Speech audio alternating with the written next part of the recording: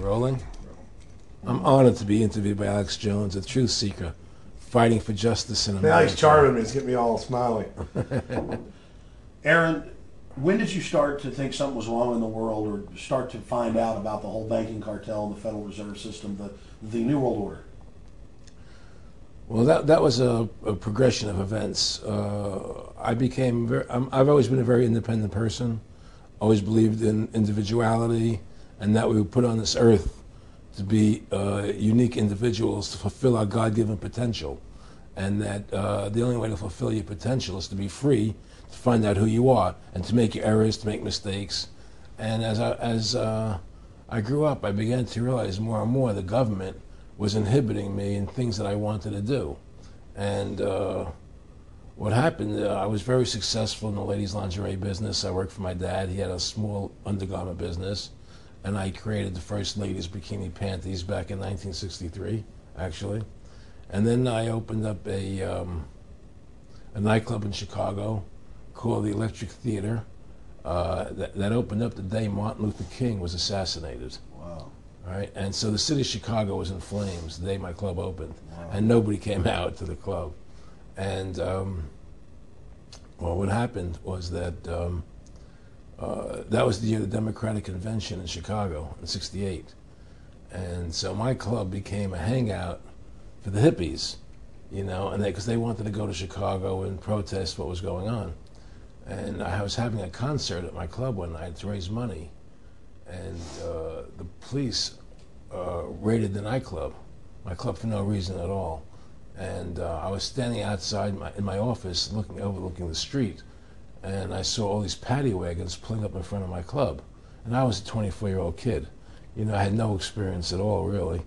So what are these paddy wagons doing here? And then I saw all these cops getting out of the paddy wagons coming into my club. I said, oh my God, they're raiding me. And so I ran down to the stage, and I got on the stage, and I stopped the band from playing. And I said to the people in the audience, we're being raided, you know, so sit down on the floor, cooperate, and pull out your identification and cooperate with the police. And as I said that, two of the cops from behind threw me onto the floor and grabbed me and started dragging me out of the club. I'm going, you know, victory, victory, you know, I'm playing it for all it was worth at the time. I was a kid. And then I saw the fire department there, and the fire department was dumping garbage cans, the garbage all over the floor. And I thought to myself, well, why are they doing that? You know, very quickly as they were dragging me out. And I didn't quite understand it. So they threw me into the paddy wagon. As I got into the paddy wagon, one of the cops grabbed my testicles from behind and squeezed, and I went into the paddy wagon in gigantic pain.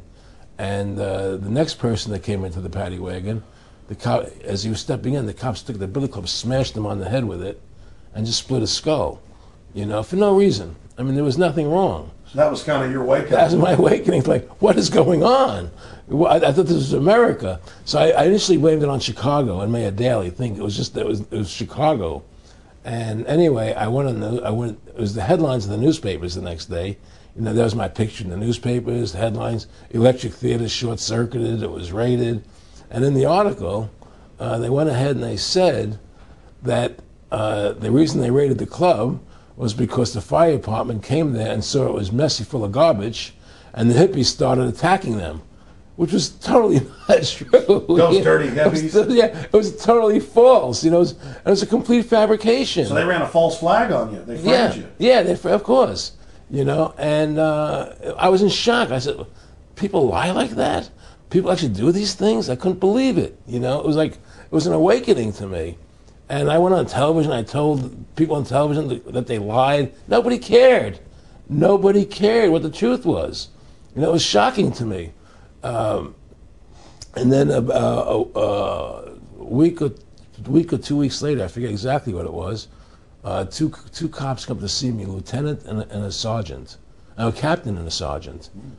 And they said, Mr. Russo, we're sorry if you got hurt that night at the club in the raid, but we're here to tell you that if you want to keep the club open, it's going to take $2,000 a month, and we're going to come see you once a month, and whenever we have to raid you, we're going to call you. and we'll let you know we're going to come in tonight and raid you. This was mafia. Well, the police mafia, Yeah. And actually, it was actually more interesting that they said, listen, there's the A plan, there's the B plan, and there's the super deluxe plan. And this one, of course, each one will cost you that much money a month. Which one do you want? What was the super deluxe? That's the one I took. That was a $2,000 a month plan. And I took that plan, and I paid them $2,000 a month, and they left me alone. And whenever they were going to raid the club, they would come there, we're going to have a phony raid tonight, just to look good for the people in the neighborhood, So that was your first big education? That was my education into corruption in government, but I really thought that was basically Chicago. I didn't realize it was the whole country was like that. And so that was my wake-up call, that people lie and cheat and steal. And I thought everybody was always honest and nice and decent, and I had no idea about any of these things. Finally, one day they came to me, and they said, look, we can't take your money anymore. I said, why, what's up? What's going on? I said, we have to close your club. There's elections coming, and the aldermen in the neighborhood don't want you open anymore. So we can't take your money. So I had to go to court and fight them, and they were trying to close the club. And then one night there was a fire, and the club never reopened again. The club just closed, and that was the end of the club. And they burned me down. And that was the end of my experience. And then I moved back to New York, where I met Bette Midler, and I ran into her at a little nightclub she was playing called the Improv, and I thought she was fabulous. And through a series of events, I began managing her. And as soon as I started managing her, her career took off like a rocket. Just fortuitous, I guess. And we became very, very successful. And through managing Bette, I started producing shows on Broadway where I won the Tony, and I produced a television show where I won the Emmy with Dustin Hoffman and Bette, and then I produced The Rose for her, where she got Academy Award nominations. Wow. And then that led me to producing Trading Places, which everybody knows. I think it's the best Eddie Murphy movie. Well, it's a good one. I don't know if it's the best, but it's a really good one. And I'm very proud I made that movie. And so in my mind, I feel as if I've made a classic comedy in Trading Places, a classic musical in The Rose, and a classic documentary in Freedom to Fascism. So I'm very proud of my work that I've done as a filmmaker. Back in the late 80s, I was a pretty big silver trader and gold trader. And I don't think I've ever told this story on tape before. I was a pretty big silver and gold trader. And I always paid my taxes, and I took what was a legal tax deduction on my silver trades.